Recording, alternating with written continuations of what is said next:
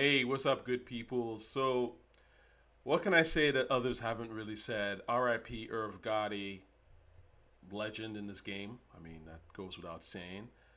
Let's start this off with a little bit of a humor, you know? You want me to kick your ass, don't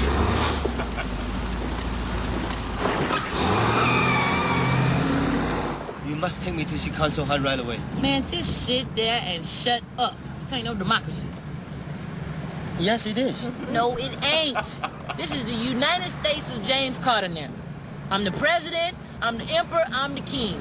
I'm Michael Jackson, you Tito. Your ass belong to me. He's like, what? Who cares?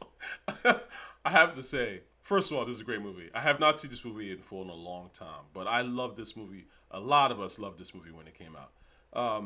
One thing that's very underrated, even when you see in this particular scene, Jackie Chan, well, I mean, this sounds obvious, but Jackie Chan can act. You know, he's not just a fighter, you know? I mean, he's obviously a great stunt fighter and and he can do a lot of really cool stuff on camera, change the game a gazillion times with that. But he's also a good actor. Like, even when he asked, you'll see in the upcoming bit that he says, and I was like, that's some good acting. Like, he seems really disappointed that the girl wouldn't ask for his help. Like, anyway, just great stuff. Why would they not want my help? Because they don't give a damn about you. They don't like you. I don't like you. I don't care. I'm here for the girl. The girl don't like you. Nobody likes you. You came all the way over here for nothing. You ain't gonna be on. Beach boy. Bitch voice. Oh, hell no. You didn't just touch my goddamn radio. The Beach Boys are great American music. The Beach Boys gonna get you a great ass whooping. Don't you Facts. ever touch a black man's radio, boy. You can do that in China, but you can get your ass killed out here, man. I'm gonna show you real music. Let's go. That's real music. You hear that?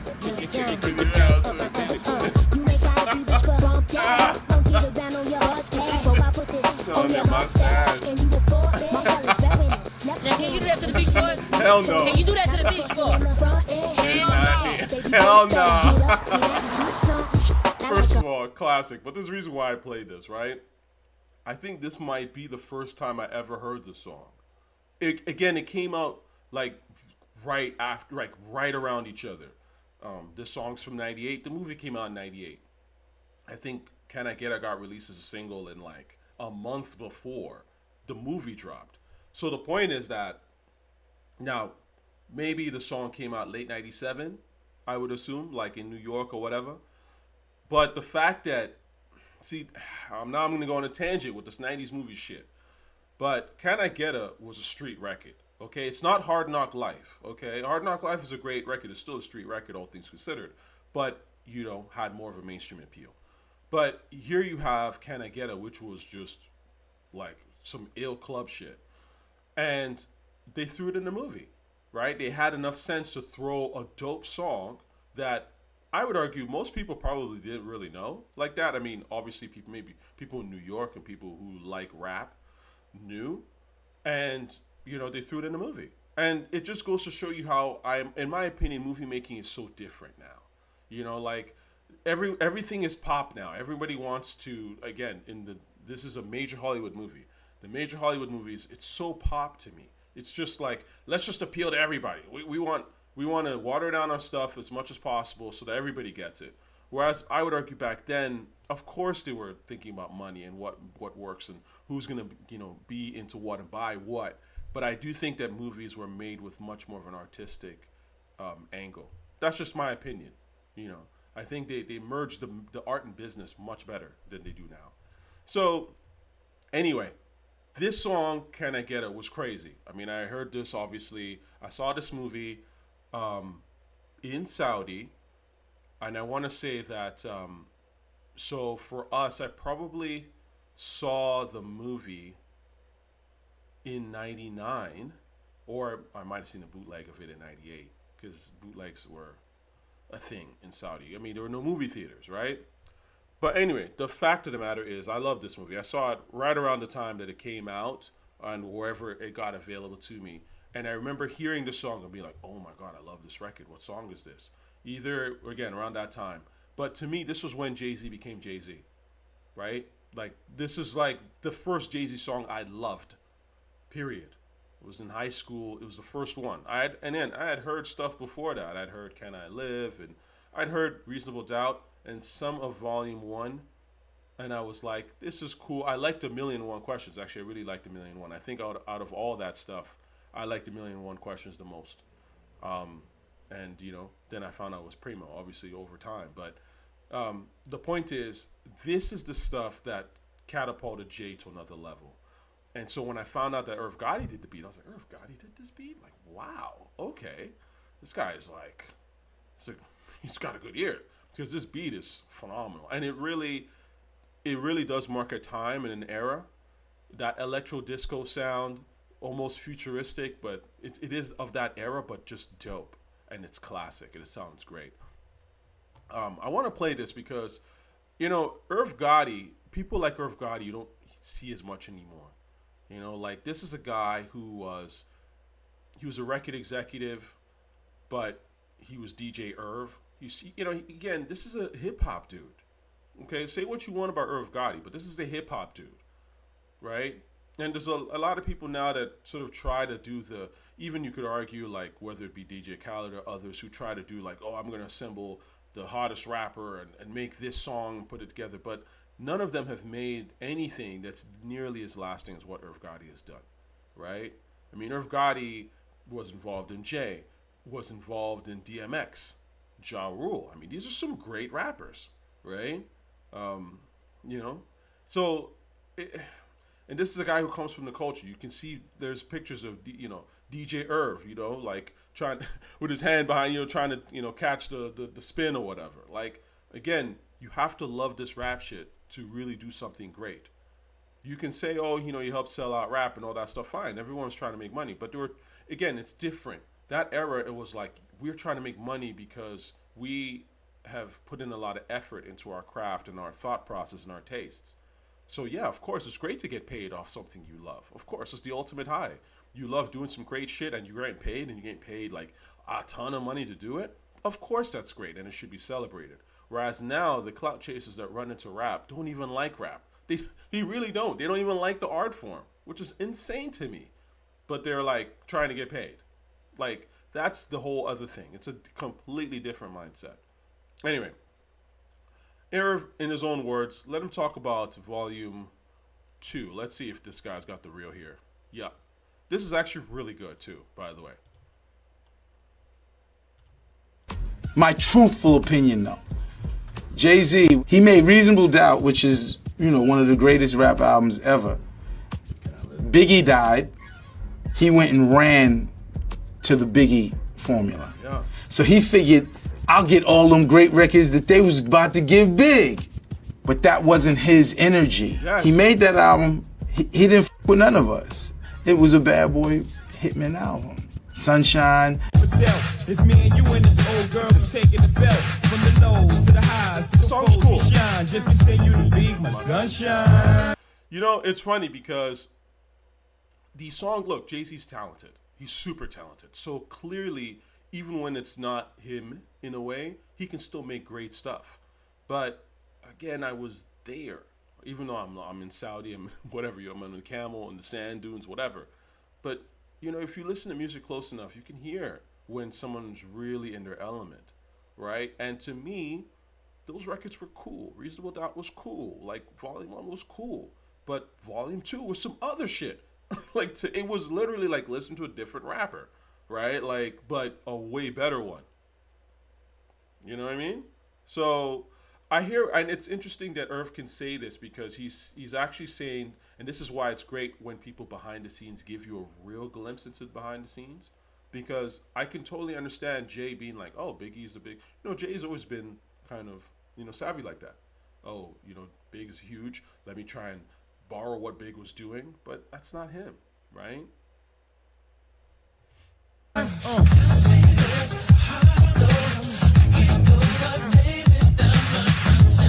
And this song, Sunshine, is a cool song. It's a good song. It's not incredible, but it's all right. It's actually, again, Jay is talented enough to make stuff that's good. It's better. Look, Sunshine alone is better than anything Rock Marciano ever put out. So, I mean, there are levels to this shit. You belong to the streets. City is mine. All of that bullshit. Jay especially.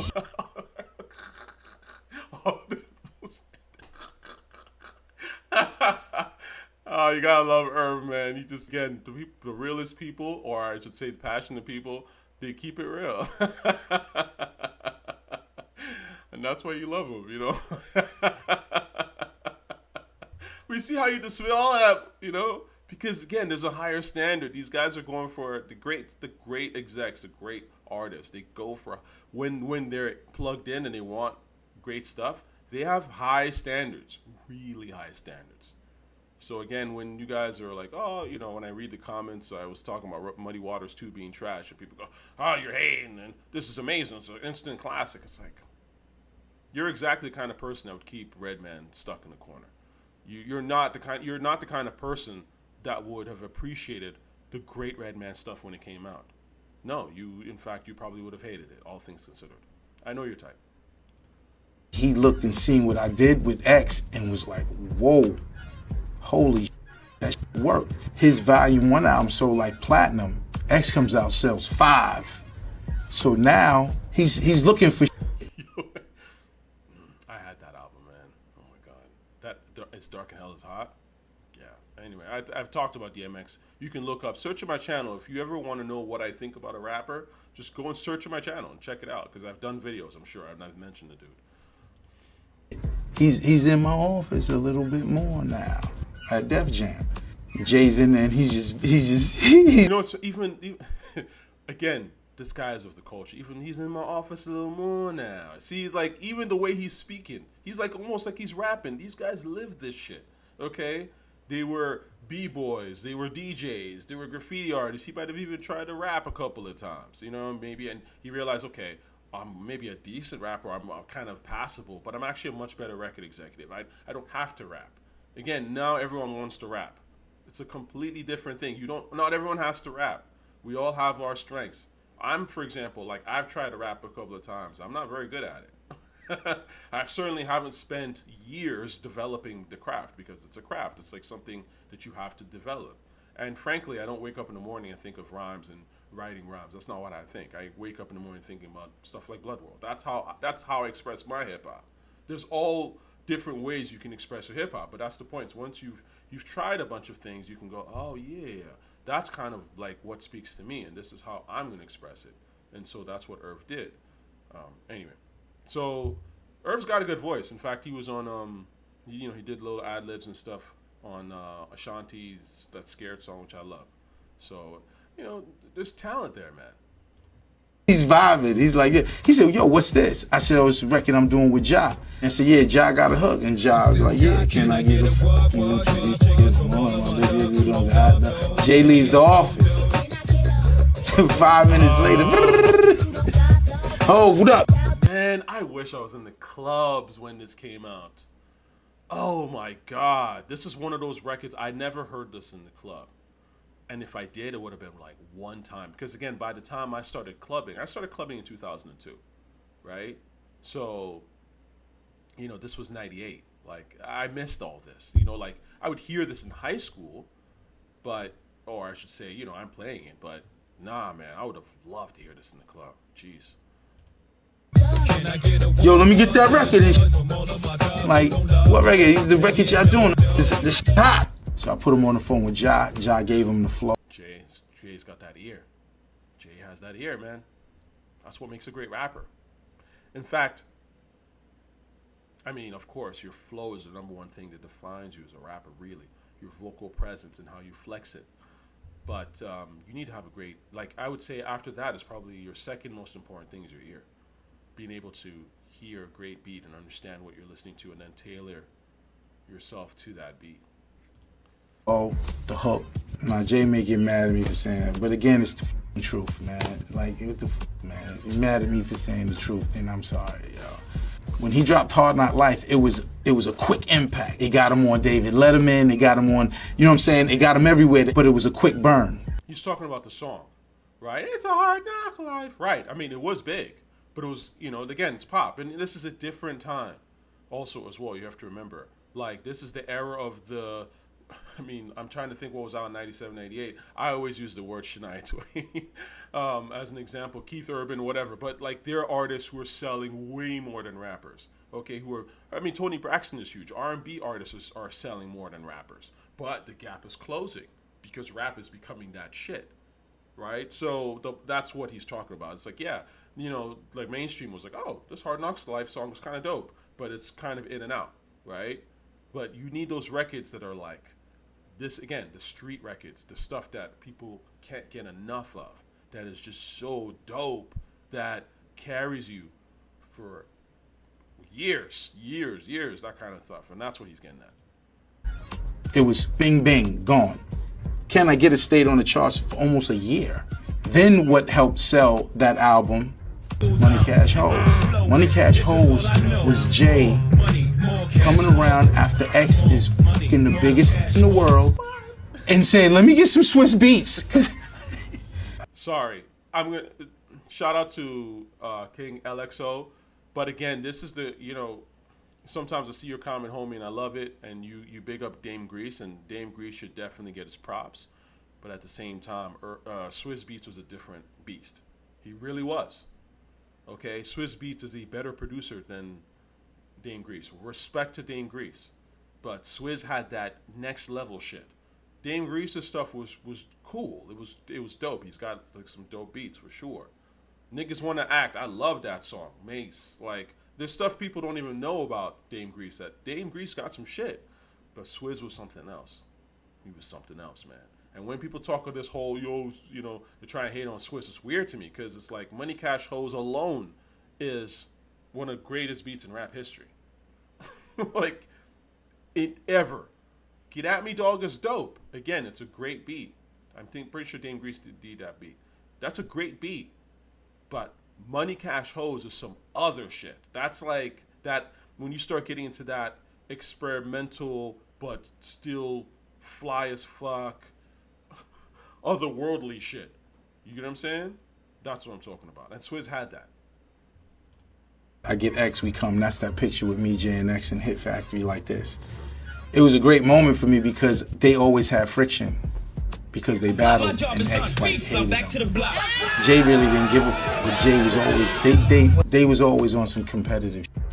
That's just the truth. Sorry. That session for Money Cash Hoes was ill. Hunters, Rockefeller, Rough Riders, all in there. And that's when I was like, yo, this is a tour. It's the hottest in the world in this motherfucker right now. We need to, and that it sparked the idea of the Hard Knock Life tour. Yeah, man. Great story. It's interesting. When I was living in Brooklyn at the time, I remember bumping into someone who claimed to be Irv Gotti's cousin. I was in the projects, and he was like, Irv was, I don't even remember how it came up in conversation. But he was like, yeah, that's my cousin. Like, I hang out with him all the time, type of thing. And he was like, well, I think this dude was trying to do a podcast, maybe. I don't remember. But the point is, I remember him saying, he's like, well, Irv's not really, Irv's not talented. He's like, Irv just puts his name on shit. He's smart and he puts his name on shit. And I was like, It's hard to know sometimes, right? Obviously, I'm not there. The only people that know who did what are the people involved, right? But I also look at it like this, right? It's one thing to get lucky and put your name on some shit, but to consistently be able to put out great product, and especially over a period of years, right? And to be involved with great artists, like that's not, again, most people would fuck that up. Most people would have seen Jay and not got it. Most people would have seen DMX and not got it, right? So I definitely think that Irv has way more talent than this so-called cousin was giving him credit for, and that could have just been some hater shit. And you'd be surprised, like if you live in New York and you're in certain areas, you can meet people who obviously know these people because they grew up around them, and some of them will say like respectful things or even accurate things, and some of it will be straight hate, like this nigga ain't didn't do nothing. He stole us from me, and some of them get interviews with Art of Dialogue. Anyway, I love this clip, actually. This one is pretty short, but Irv talks about the What's My Name, which, again, love this song. Was obsessed with this beat for years. And this track in general is just fire. But listen to what Irv says about this. Shout out to my man Jahari for posting this on his Facebook, because that's how I saw it. I would have never even known about this. What's My Name record? Shout out to my man Self. He co-produced. Yeah. So this is Self co-produced or produced? And then Irv put his name on it. You know what I mean? And produced, like that's again, just saying. Queens nigga from the hood. Right. Favorite extracts. Right. You think this a game? You think this a fucking game? That right there. He was talking to you. Great records. People remember things. Anyways.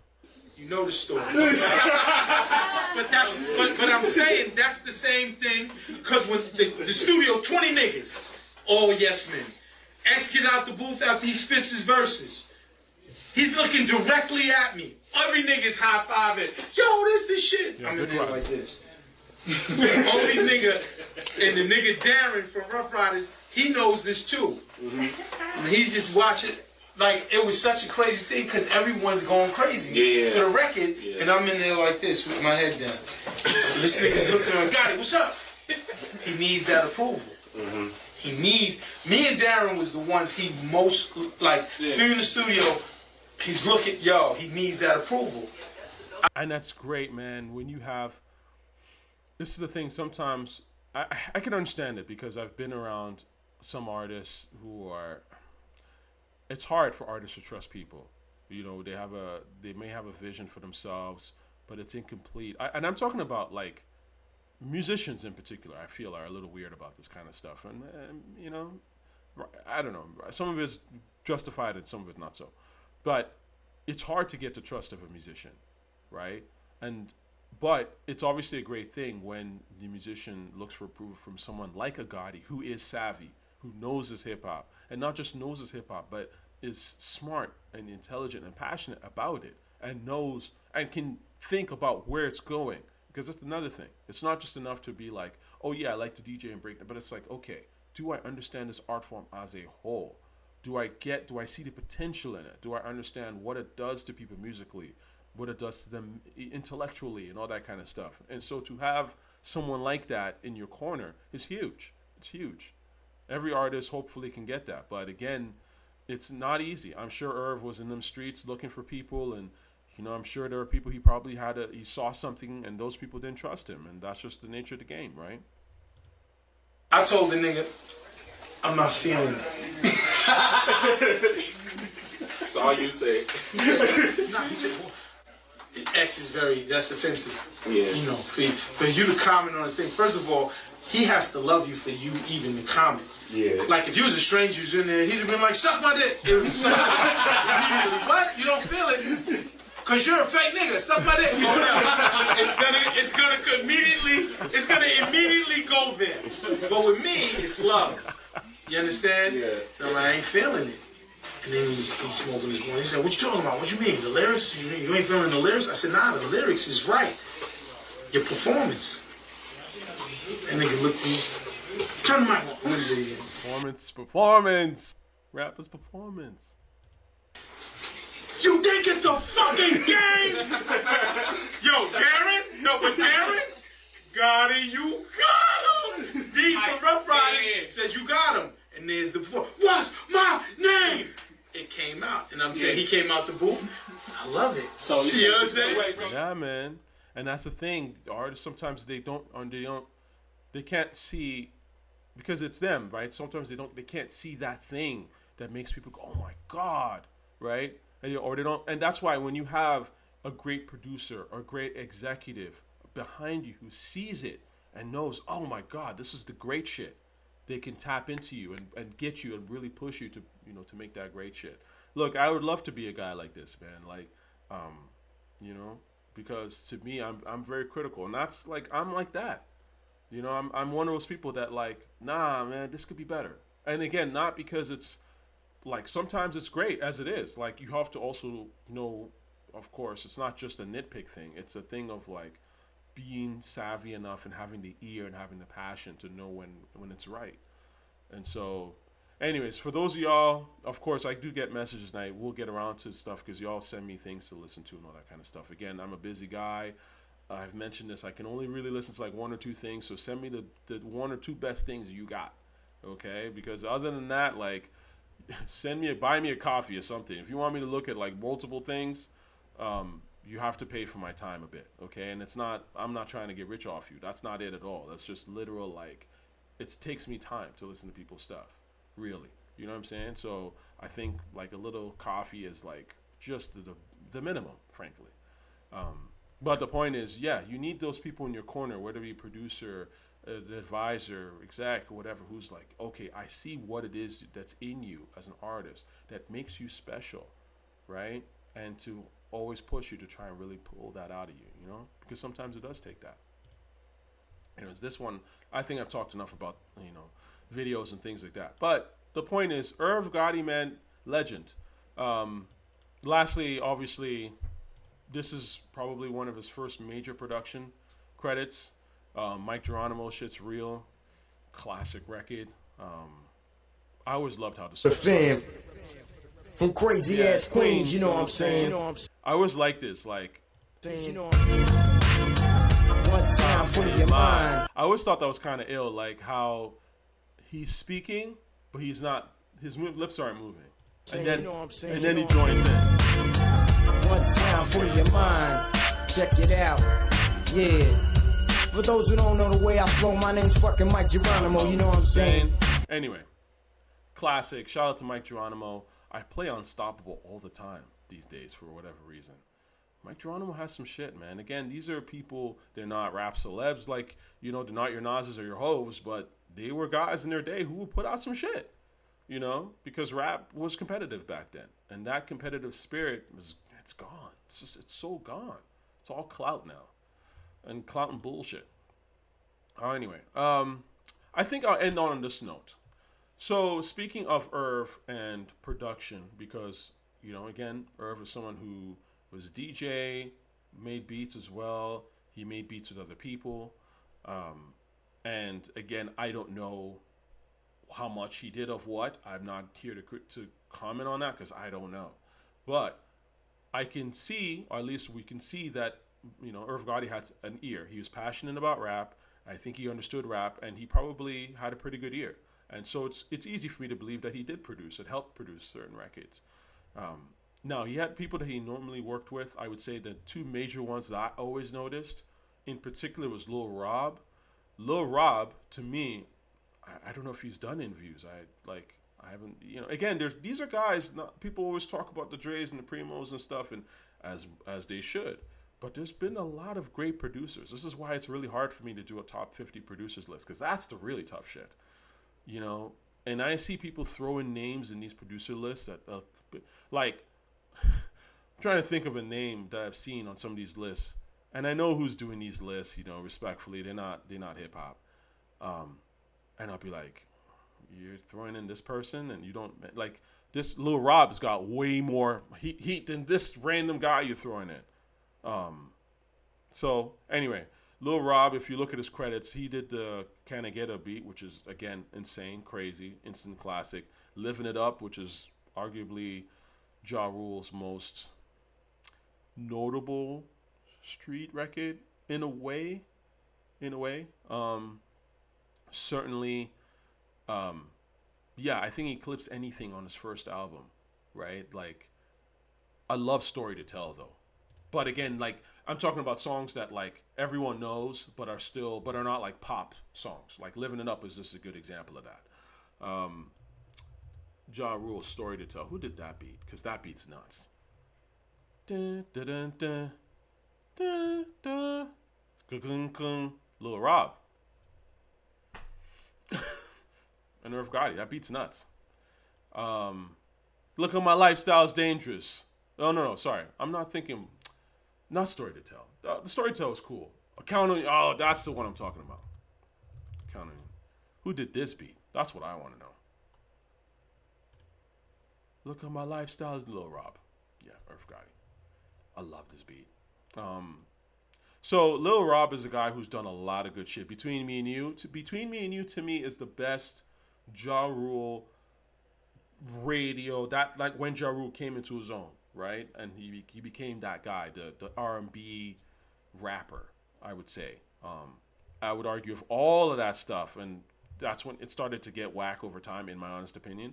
But of all of that stuff, Between Me and You to me was the highlight, and that was kind of like at the beginning. And obviously, they probably saw like what a change it was, and were like, "Yo, we should capitalize on that," which is smart. I mean, it worked. Grand finale, dun dun dun dun dun. I mean, come on, man. There's so many of these songs. Intro, that song is nuts. Come Back in One Piece, Hotspot, Crime Story. I mean, again, Lil Rob has done some really great shit. And then on the flip side, I would say more on the R&B side of things, you've got Chink, Santana, and Irv. They used to do stuff together. Now, this stuff I didn't care for. I'm not an R&B guy, and I thought that this stuff was like really, really pop. What's Love, if I'm being honest with you, to me was one of the worst songs ever. I thought the song was terrible. Back then. Now I don't listen to the song. This is a song that I never liked, and it's interesting because this is the song that really put Fat Joe on the map commercially, because I was there. Remember when it came out, and I just remember thinking this is the most bubblegum shit I have ever heard, and then it became huge. Yeah. I never liked that beat. Something about it that's just so bubblegum to me. But, I look back on it, and even if it comes on, I'm like, it's all right. And again, it's a time and place thing. This is the great thing about rap, honestly. Like, that R&B pop side of rap is legitimate. And I think it's great, and it helped expand the art form. I didn't have a problem with Murder Inc. doing songs with J-Lo and things like that. Ain't It Funny? Ain't It Funny? I used to like that song a lot. I still think it's a good song, right? I mean, do I play it at home? No, really. But it's, again, when I go to the club, I'm not expecting to hear Count on Your Neck. You know what I'm saying? Like, I mean, there's vibes for these things, right? Like, I can go to the club and hear Ain't It Funny and dance with my girl or some girl that I'm trying to talk to or whatever, right? And rap is all about knowing the environment of what it is you're going for. But even in those environments, there are great songs and there are shit songs. There's a lot of stuff that people go, oh, this is for the club, and it's trash and it's forgettable. Or it's the flavor of the month. It's cool, and then it's over, and we don't care about it no more. And then there's stuff that's like, that still sticks around. Between Me and You, that is just, it was great for the club. It was great then. It's great now, right? So there's levels to this kind of stuff. I personally didn't care for, this is more of the R&B stuff, like Mesmerize, Thug Lovin'. Oh, hell no. Hell to the no.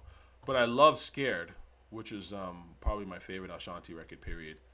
What else did he do? Yeah, Scared was fantastic. Fantastic.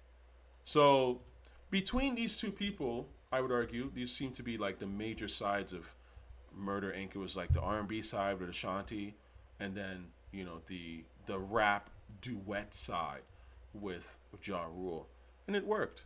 I didn't like all of it, but some of it was cool. It did start to get overblown and corny to me. And and again, this is back then when I think hip hop was just moved much faster, and I think the artists they were more connected to the street, and they were more connected to what people were thinking. And I'm pretty sure the reason why 50 was able to just come up and strong arm Ja Rule and the whole Murder Inc. was because I think that's what people were feeling, and I think that they weren't I think maybe they weren't listening to what hip hop heads and those who really love this music were thinking. I think we were like, oh my God, man, like, you guys had something, but now you're just doing too much, and this shit's getting really corny, man. And then 50 went and took it back to, real rap and made better quality songs, all things considered. So, anyways, long story short, rest in peace to the guy.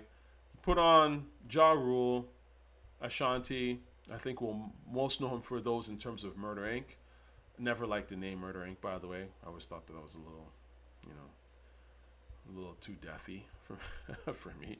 But I get it, Murder Inc., the notorious gang or crew from back in, the 30s or whatever. I think he used to knock off a bunch of people, hitmen. I mean, I get it, but still. So there's them. Of course, all this work with Jay and DMX on the side. And even little things like Vita. Vita, Vita, Vita. Who that chick be? You know, we remember these little things, you know. The murderers themselves, I never really cared for. They didn't have a personality. They just barked on record. I can't remember anything any of these guys said, to be honest with you. Cadillac Town, Black Child. Yeah, Tom Murder. Right. See, you know what's interesting? Tom Murder is Uncle Murder before Uncle Murder. You know? So a lot of stuff is not new, you know? Anyway, I think I said enough. Rest in peace to Irv Gotti, a true legend. You know, hip-hop will miss you, man. Peace.